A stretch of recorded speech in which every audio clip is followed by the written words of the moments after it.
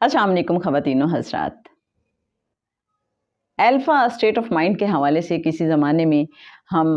کچھ جب میڈیٹیشنز کے حوالے سے پڑھتے تھے یا کچھ لیکچر سنتے تھے تو پتہ چلتا تھا کہ الفا اسٹیٹ آف مائنڈ حاصل کرنا ذہنی سکون کے لیے بہت ضروری ہے۔ جب بھی کوئی ڈسٹربنس ہو تو کوشش کریں، تھوڑی سی پریکٹس کریں اور الفا اسٹیٹ آف مائنڈ میں چلے جائیں۔ اور اس کی جب ہم انیشلی پریکٹس کرتے تھے تو ہمیں یہ بتایا جاتا تھا کہ جیسے کبھی کبھی ہم اپنے دوستوں کے ساتھ ہوتے ہیں اور ایک ڈرامہ کرتے ہیں کہ جی جیسے ہم بس بے جان ہو رہے ہیں، بے ہوش ہو رہے ہیں، میں گر رہا ہوں، مجھے کچھ ہو رہا ہے نا، وہ والی ایک کنڈیشن ہوتی ہے اور ہم اپنے آپ کو بالکل ڈھیلا چھوڑ دیتے ہیں۔ تو اس کا فائدہ کیا ہوتا ہے کہ ایک دم سے ہم ریلیکسڈ فیل کرتے ہیں۔ تو الفا اسٹیٹ آف مائنڈ کیا ہے؟ بس اس سے ملتی جلتی ہی کوئی سچویشن ہے جس میں انسان ذہنی طور پہ بھی اپنے آپ کو بالکل ڈھیلا چھوڑ دیتا ہے اور جسمانی طور پہ بھی اپنے آپ کو ڈھیلا چھوڑ دیتا ہے۔ خیر اس کی ایکسرسائزز بھی چھوٹی موٹی کروائی جاتی ہیں اور بہت آسان ہیں کہ آپ بیٹھے ہیں یا کسی بھی پوسچر میں آپ بیٹھنا چاہیں، لیٹنا چاہیں، اور اس کے بعد آپ آنکھیں بند کر کے تصور کیجئے اپنے آپ کو بالکل ڈھیلا چھوڑ کے کہ پھر یہ بھی ہو سکتا ہے اپنے پاؤں کے انگوٹھے سے شروع کریں اور گریجولی ہوتے ہوتے ہوتے اپنے سارے جسم کو ڈھیلا چھوڑتے چلے جائیں اور فائنلی اپنے دماغ تک، سر تک آ جائیں اور پھر یہ سوچیں کہ دماغ میں ہمارے جتنے بھی بلب جل رہے ہیں مختلف سوچوں کے یا مختلف فائلز کھلی ہوئی ہیں ان سب کو گریجولی بند کر دیں اور فیل کریں کہ یہ جو اننیسیسری بلب میرے دماغ میں چل رہے ہیں مجھے ان پہ کام نہیں کرنا، ان کی مجھے اب ضرورت نہیں ہے، آف آف آف۔ اسی طرح سے بہت سی فائلز کھلی ہوئی ہیں، ہم گھر آ جاتے ہیں پھر بھی آفس کے بارے میں سوچ رہے ہیں، اوور تھنکنگ کر رہے ہوتے ہیں یا کچھ اور چیزیں ہمیں کچھ اور معاملات پریشان کر رہے ہوتے ہیں تو وہ ساری فائلز کلوز کر دیں۔ تو یہ ایک طریقہ ہے الفا اسٹیٹ آف مائنڈ میں جانے کا۔ اب یہ خیال کیوں آیا میرے ذہن میں کہ الفا اسٹیٹ آف مائنڈ کے حوالے سے؟ کیونکہ ہم میں سے ہر انسان پرسکون رہنا چاہتا ہے، ہم میں سے ہر انسان چاہتا ہے کہ وہ خوش رہے، ہم میں سے ہر انسان چاہتا ہے کہ وہ فکر سے، غم سے، پریشانی سے آزاد ہو جائے۔ تو یہ چھوٹی چھوٹی ایکسرسائزز ہیں، چھوٹے چھوٹے طریقے ہیں جو ہم اپنی زندگی میں اپنا سکتے ہیں۔ جب کبھی ایون کسی بھی ہم سٹریس میں ہوں تو کچھ لمحے کے لیے آنکھیں بند کر لیں اور ہم یہ چھوٹی سی پریکٹس بھی کر سکتے ہیں۔ لیکن میں سوچ رہی تھی کہ کبھی آپ نے دیکھا ہوگا کہ جب ہم کسی غم کی کیفیت میں ہوتے ہیں تو ہمارا دل چاہتا ہے کہ بس ہم سو جائیں، ہمیں کوئی ڈسٹرب نہ کرے۔ ہمیں سب سے بڑا جو فرار ہے وہ نیند لگ رہا ہوتا ہے، ہمیں لگتا ہے کہ ہم سو جائیں گے تو ہر غم سے، ہر پریشانی سے آزاد ہو جائیں گے۔ یہ جو ماحول ہمیں ڈسٹرب کر رہا ہے، یہ جو لوگ، لہجے، الفاظ ہمیں تنگ کر رہے ہیں، ہم ان سب سے آزاد ہو جائیں گے۔ تو یہ سونا، یہ جو نیند ہے، یہ اتنی بڑی بلیسنگ کیوں ہے آخر؟ اور انٹرسٹنگ بات یہ ہے، خواب دیکھنا بھی سب کو اچھا لگتا ہے اور بعض اوقات تو انسان اس لیے بھی سونا چاہتا ہے تاکہ وہ اچھے اچھے خواب دیکھ سکے۔ یہ اور بات ہے کہ بہت سے لوگ اس لیے نہیں بھی سونا چاہتے کہ جو وہ خواب دیکھتے ہیں وہ بعض اوقات حقیقت کا روپ دھار لیتے ہیں اور وہ صبح اٹھتے ہی سوچتے ہیں اچھا آج یہ خواب دیکھا ہے، اس کا مطلب آج یہ ہونے والا ہے، تو وہ کیلکولیشن سٹارٹ کر دیتے ہیں اور پھر جب ویسا ہی ہونا شروع ہو جاتا ہے تو بعض اوقات یا تو ان کا دل چاہتا ہے کہ وہ سوئیں ہی نہ، اور اگر وہ سو جاتے ہیں تو وہ اٹھتے ہی ان کا دل چاہتا ہے کہ آج ہم نے جو خواب دیکھا تھا اس کے بارے میں سوچنا نہیں ہے، اس خواب کو ریکال نہیں کرنا۔ لیکن آپ کو پتہ ہے کہ جب ہم کوئی اچھے خواب دیکھتے ہیں، اور بعض اوقات تو ہم اللہ سے دعا بھی کر رہے ہوتے ہیں کہ اللہ پاک اچھے اچھے خواب دکھا دے، کوئی تسلی، کوئی دلاسا یا کوئی خوشخبری خوابوں کی صورت میں، کوئی رہنمائی۔ آبویسلی ہر بندہ اللہ سے اپنے اپنے انداز میں باتیں کرتا ہے تو خوابوں کے حوالے سے بھی فرمائشیں کرتا رہتا ہے کہ اللہ یہ دکھا دے، یہ دکھا دے، اور مجھے اب اس طرح سے کچھ دیکھنا ہے۔ آپ بھی کرتے ہیں ویسے ایسا؟ خیر ہر انسان کا اپنا ایک انداز ہے۔ تو جب ہم خواب ریکال کرنا چاہیں صبح اور یاد رکھنا چاہیں تو اس کا ایک طریقہ یہ ہوتا ہے کہ صبح سویرے جیسے ہی ہماری آنکھ کھلتی ہے اور ہم کچھ غنودگی والی کیفیت میں ہوتے ہیں تو جو معرفت والے ہیں وہ بتاتے ہیں کہ لاشعور سے شعور کی دنیا میں جب مکمل آپ داخل ہو جاتے ہیں تو بعض اوقات پھر خواب اس طرح سے یاد نہیں رہتے، اور اگر آپ یاد رکھنا چاہتے ہیں تو اس کے لیے آپ کا شعوری طور پہ بہت مضبوط ہونا ضروری ہے۔ لیکن ایک طریقہ جو شعوری طور پہ اتنے مضبوط نہیں بھی ہیں، جیسے ہی صبح آنکھ کھولے تو زیادہ اٹینٹیو ہوئے بغیر فوراً سوچیں کہ آج رات کو خواب کیا دیکھا تھا، تو عین ممکن ہے کہ کچھ نہ کچھ خواب یاد آ جائے۔ یہ اور بات ہے کہ آپ بالکل صحیح سوچ رہے ہیں کہ جس گھر میں بہت زیادہ آوازیں ہوں، بہت زیادہ شور ہو اور آواز ہی سے یا شور ہی سے آنکھ کھلے تو وہاں یہ سوچنے کا اور خواب کو اس طرح سے ریکال کرنے کا موقع یا اپرچونٹی نہیں مل پاتی ہے۔ وہاں تو بس فٹافٹ اٹھنے اور پھر بعض اوقات کالج، یونیورسٹی، آفس بھاگنے کی جلدی ہوتی ہے۔ خیر، تو یہ ایک طریقہ ہو سکتا ہے اگر ہم اپنانا چاہیں۔ جیسے نیند ایک مجھے لگتا ہے کہ ایک بہت بڑا اسکیپ ہے اور بہت بڑا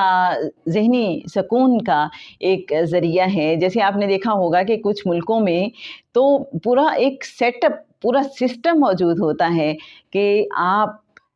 دوپہر میں قیلولہ لازمی کریں، 6 گھنٹے یا 5 گھنٹے ڈیوٹی کے بعد کچھ ٹائم ملتا ہے سب ورکرز کو کہ وہ کچھ دیر کے لیے سو جائیں۔ ایون کچھ سکولوں کے بارے میں بتایا جاتا ہے، جاپان میں کچھ سکول ایسے ہیں کہ جہاں پہ بچوں کو سلا دیا جاتا ہے، جیسے باقی پڑھائی کے لیے پیریڈز ہوتے ہیں اسی طرح سے سونے کا بھی ایک پیریڈ ہوتا ہے۔ وجہ کیا ہے کہ انسان ریفریش ہو جاتا ہے، اس کا دماغ جو ہے انسان کا وہ تھک جاتا ہے مسلسل کام کر کر کے، اور پھر اس کی جو پاور آف ڈیسیژن میکنگ ہے وہ بھی کمزور ہونے لگتی ہے، اور جب وہ زیادہ تھکا ہوتا ہے تو آبویسلی اس کے رویوں پہ بھی اس کا اثر پڑتا ہے، اس کے سوچنے سمجھنے کی صلاحیت ہے وہ بھی متاثر ہوتی ہے، اور آبویسلی اگر وہ فیصلہ سازی کوئی کرنا چاہتا ہے تو وہ بھی متاثر ہوتے ہیں۔ تو سونا ریفریش کر دیتا ہے۔ کووڈ کے دنوں میں مجھے یاد آیا کہ بہت سے لوگ یہ کہتے تھے کہ بس آپ بجائے کسی اور ٹریٹمنٹ پہ جائیں، آپ کوشش کریں کہ زیادہ سے زیادہ وقت سو کے گزار دیں تاکہ اسے امیونٹی بہتر ہو جائے۔ تو سونے کا ایک فائدہ یہ بھی ہے کہ امیونٹی بہتر ہو جاتی ہے۔ مجھے لگتا ہے آپ میں سے کچھ لوگوں کے ذہن میں یہ خیال آیا ہے کہ بھائی روحانیت، تصوف یا معرفت کی راہ پہ جب ہم چلتے ہیں تو وہاں تو بہت بار جاگنے کی بات کی جاتی ہے، اور یہ بھی کہا جاتا ہے کم کھانا، کم سونا، کم بولنا عبادت ہے۔ جی بالکل بالکل، میں آپ سے 100% ایگری کرتی ہوں۔ کم سونے کی وجہ بھی یہی ہے کہ انسان اپنا میکسیمم ٹائم عبادت میں گزار سکے، کیونکہ دن بھر میں تو ہم پھر مصروف رہتے ہیں، اور دنیا بھر کی جو مصروفیات ہیں شعوری طور پہ ہمیں اتنا ایکٹیو رکھتی ہیں کہ ہم لاشعور میں جھانک نہیں سکتے، اس طرح سے ہمیں لاشعور میں جانے کا موقع نہیں ملتا۔ تو نیند کیا ہے؟ لاشعور میں جانے کا ایک خوبصورت طریقہ، ایک بہترین ذریعہ۔ لاشعور کی دنیا اتنی خوبصورت ہمیں کیوں لگتی ہے؟ ٹائم اینڈ اسپیس سے ہم بیونڈ ہو جاتے ہیں جب ہم نیند میں ہوتے ہیں۔ ایسا لگتا ہے نا آپ کو؟ اور باقی ایسا ہی ہے نا، جب ہم نیند میں ہوتے ہیں تو بہت سے غم ہمارے ہلکے ہو جاتے ہیں، اور ہم پتہ نہیں کن کن زمانوں کی سیر کر آتے ہیں، اور بعض اوقات کتنی زندگیاں ہم بتا دیتے ہیں خواب میں۔ لیکن جب آنکھ کھلتی ہے تو پتہ چلتا ہے کہ چند منٹ یا چند گھنٹے ہم جہاں پہ تھے پہلے سوئے ہوئے، ہم وہیں پائے جا رہے ہیں، اور الحمدللہ وہیں پائے جا رہے ہیں۔ بعض اوقات تو ہم کہتے ہیں شکر الحمدللہ یہ خواب تھا، اور بعض اوقات کہتے ہیں کاش اس حسین خواب سے ہم اس حسین دنیا سے کبھی واپس نہ آتے۔ نیند تو ہمیں اچھی لگتی ہے، لیکن ہمیں بچپن بھی بہت اچھا لگتا ہے، ایسا ہے نا؟ بچپن ہمیں کیوں اچھا لگتا ہے؟ اس لیے کہ وہاں معصومیت ہے، اس لیے کہ وہاں شعور پہ لاشعور غالب ہوتا ہے۔ تو میں نے اس پہ جب غور کیا، جو مجھے پھر سمجھ آئی کہ یہ جو لاشعور کی دنیا ہے یہ سکون کی دنیا ہے۔ اطمینان کی دنیا ہے، اس میں بہت راحت ہے، اس میں ایک عجیب سی لذت، عجیب سی خاموشی ہے۔ اب آپ دیکھیں جتنی بھی میڈیٹیشن کوئی کروائی جاتی ہے یا جو لوگ بھی کرتے ہیں تو وہ کیا کرتے ہیں، اپنے لاشعور ہی سے تو کنیکٹڈ ہوتے ہیں، آنکھیں بند کیں اور بس اس سفر پہ چل نکلے، لاشعور کے سفر پہ۔ پھر وہاں پہ وہی جو باطنی دنیا ہے، وہ جو غیب کی دنیا ہے، وہ جو لاشعور کی دنیا ہے، وہاں پہ پھر بہت سے خزانے ملتے ہیں، وہاں پھر بہت سی ملاقاتیں ہوتی ہیں، بہت سی آوازیں سنائی دیتی ہیں، وہ آوازیں جو ہم سننا چاہتے ہیں، وہ خوشبوئیں جو محسوس کرنا چاہتے ہیں، جن کے بارے میں ہم سوچتے ہیں اور دعائیں کرتے ہیں، ان سے تعارف ہونے لگتا ہے۔ لاشعور کی دنیا، نیند کی جو ہم بات کر رہے تھے تو میں سوچتی رہی اس حوالے سے، تو مجھے لگا کہ نیند غم کو ہلکا کرنے کا ایک خوبصورت طریقہ ہے، اور یہ تو پھر اللہ نے بتایا۔ پھر میرے ذہن میں غزوہ احد کا واقعہ آیا۔ آپ جانتے ہیں کہ غزوہ احد میں ابھی جب یہ غزوہ سٹارٹ نہیں ہوا تھا، اس سے پہلے آقا صلی اللہ علیہ وآلہ وسلم نے صحابہ کو فرما دیا تھا کہ اپنی اپنی پوزیشنز نہیں چھوڑنی ہیں، کیونکہ آقا کو پتا تھا کہ پوزیشنز چھوڑ دیں تو لاس ہوگا۔ لیکن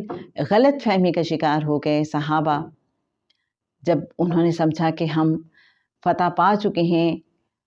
تو انہوں نے اپنی اپنی پوزیشنز چھوڑ دیں، سوائے چند لوگوں کے، ایک چھوٹے سے 10-12 لوگوں کے گروہ کے، باقی سب نے اپنی اپنی پوزیشنز چھوڑ دیں، اور دشمن نے جب دیکھا تو اس نے پلٹ کے حملہ کر دیا۔ اب یہ بڑی، اگر ہم تصور کریں تو یہ بڑا تکلیف دہ منظر ہے، اور آقا صلی اللہ علیہ وآلہ وسلم صحابہ کو کیسے آوازیں دے رہے ہیں، الیہ عباد اللہ، الیہ عباد اللہ،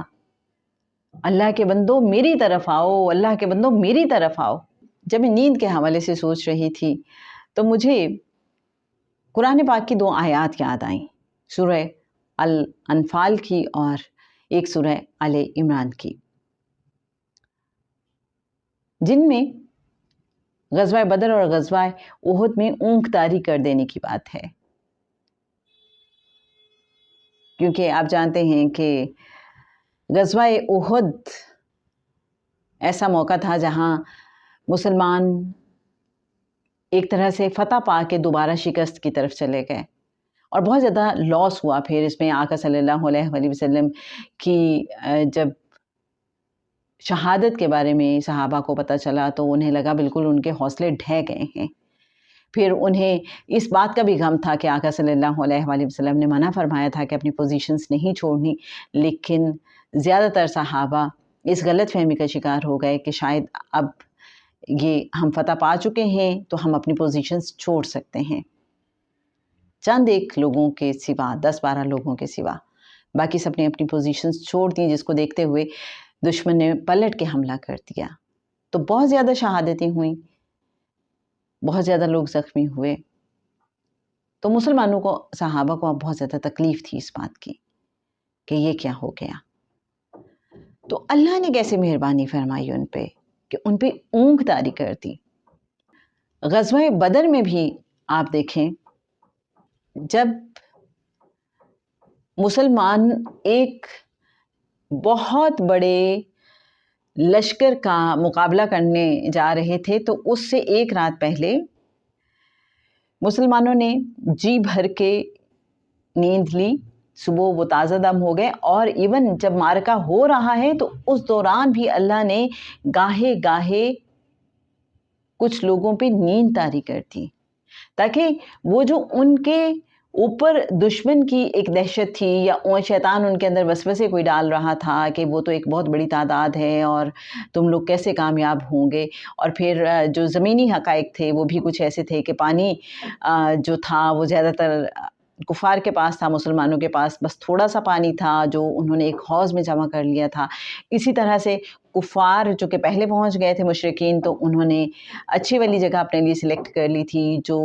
سخت زمین تھی، اور مسلمانوں کے حصے میں ریتلی زمین آئی تھی، اس لیے مسلمان اس پہ پراپر کھڑے بھی نہیں ہو پا رہے تھے۔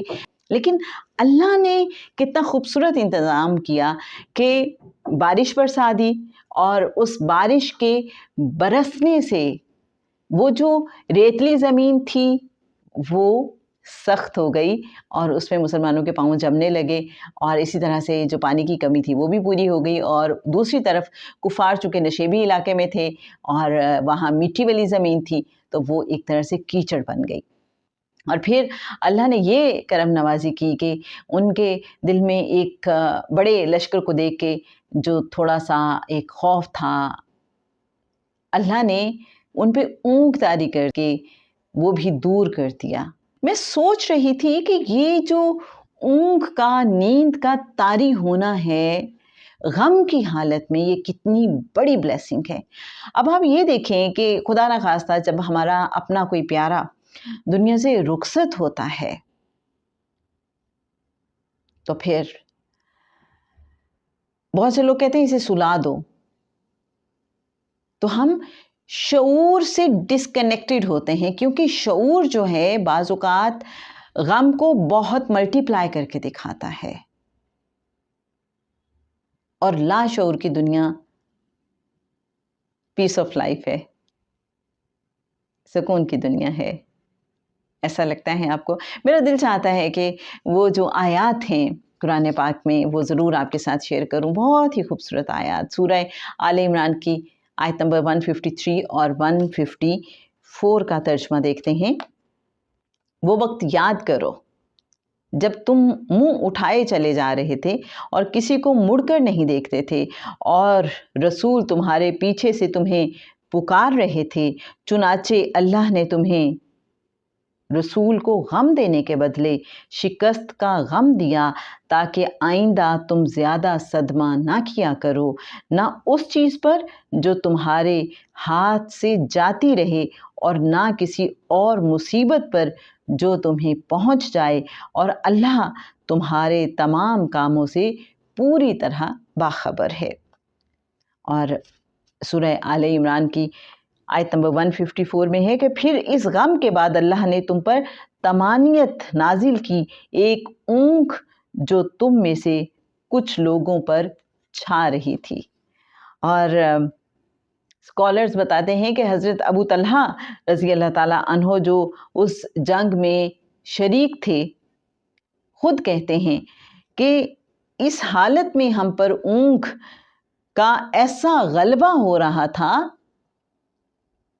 کہ کہتے ہیں کہ جو تلواریں ہمارے ہاتھ میں پکڑی ہوئی تھیں وہ لگتا تھا ہمارے ہاتھوں سے چھوٹ رہی ہیں، ایسا اونگ کا غلبہ۔ اب آپ بظاہر سوچیں تو جنگ کی حالت ہے، لیکن اونگ۔ یہ غزوہ احد کے حوالے سے سورہ آل عمران کے آیت نمبر 153 اور 154 ہم نے آپ کے ساتھ شیئر کی۔ غزوہ بدر کے حوالے سے سورہ الانفال کی آیت نمبر 11 دیکھتے ہیں، ترجمہ ہے، یاد کرو جب تم پر سے گھبراہٹ دور کرنے کے لیے وہ اپنے حکم سے تم پر غنودگی طاری کر رہا تھا اور تم پر آسمان سے پانی برسا رہا تھا تاکہ اس کے ذریعے تمہیں پاک کرے، تم سے شیطان کی گندگی دور کرے، تمہارے دلوں کی ڈھارس بندھائے اور اس کے ذریعے تمہارے پاؤں اچھی طرح جما دے۔ تو یہ جو ہے کہ تم سے شیطان کی گندگی دور کرے، مطلب یہ ہے کہ وہ جو شیطان وسوسے ڈال رہا تھا تو اللہ نے اس طرح سے مسلمانوں کو تقویت پہنچائی اور انتظامات کر دیے۔ سمجھ کے آتی ہے اس بات سے کہ یہ جو غنودگی ہے، یہ جو اونگ ہے، یہ بہت بڑی بلیسنگ ہے، یہ جو لاشعور کی دنیا ہے یہ بہت بڑی بلیسنگ ہے۔ اس لاشعور سے ہم کیسے کنیکٹڈ ہو سکتے ہیں؟ ابھی میں آج اس حوالے سے سوچ رہی تھی تو مجھے لگا بعض اوقات ہم بڑے اریٹیٹڈ ہو رہے ہوتے ہیں کہ جی مصروفیات ایک دم سے بہت بڑھ جاتی ہیں، دنیا داری اتنی بڑھ جاتی ہے، تو وہ جو کبھی کہیں ہم اندر جھانکنا چاہ رہے ہوتے ہیں یا پھر کبھی ہمیں جو موقع ملا تھا کہ بس جی آنکھیں بند کر کے تصور کریں، کبھی تصور میں آقا صلی اللہ علیہ وآلہ وسلم کے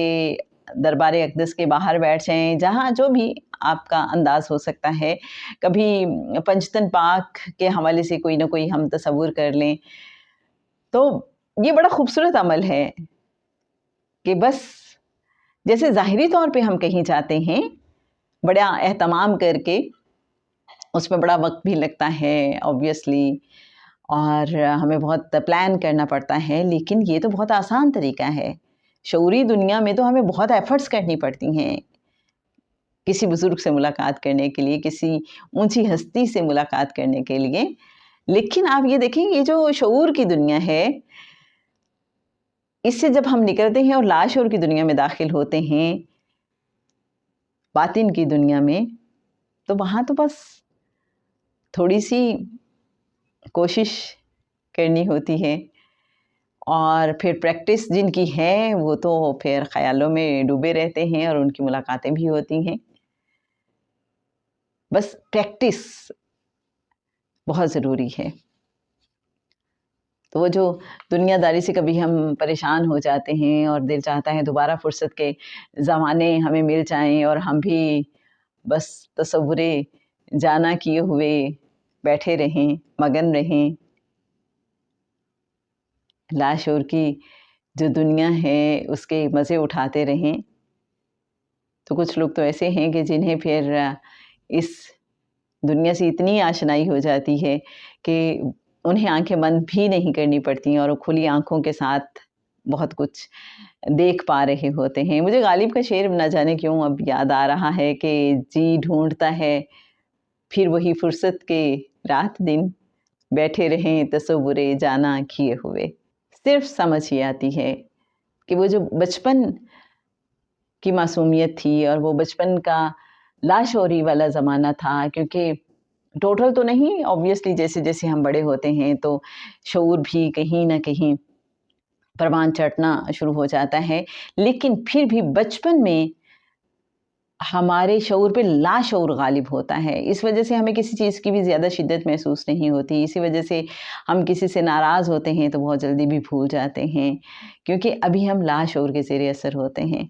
وہ جو بچپن والی کیفیت ہے اس میں ہمیں واپس جانا ہے، یہ سمجھ آتی ہے، اور جو معرفت والے ہیں وہ یہ سمجھاتے بھی ہیں کہ اگر آپ لاشعور کی دنیا کے ساتھ رابطہ مضبوط کرنا چاہتے ہیں تو پھر ساری چیزیں کیئر آف اللہ کر دیں۔ جیسے بچپن میں ہم معصوم ہیں، ہر ایک کے لیے اچھا سوچتے ہیں، دل میں کوئی میل نہیں رکھتے، اور پازیٹیو ہیں بہت زیادہ، بے لوث ہیں، بے غرض ہیں، ظاہر و باطن میں کوئی فرق نہیں ہوتا، اندر باہر سے ہم ایک جیسے ہوتے ہیں، اندر کوئی کھوٹ نہیں ہوتا، کوئی دکھاوا نہیں ہوتا، تو بس ویسے ہو جائیں۔ تو جناب یہ تھا کچھ شعور، لاشعور، نیند، اونگ کے حوالے سے ایک تھاٹ پروسیس جو جی چاہا کہ آپ کے ساتھ شیئر کیا جائے۔ اگرچہ کچھ بے ربط سا انداز تھا، لیکن اب تو آپ کو عادت ہو چکی ہوگی میرے بے ربط انداز کی۔ اجازت دیجیے، اللہ حافظ۔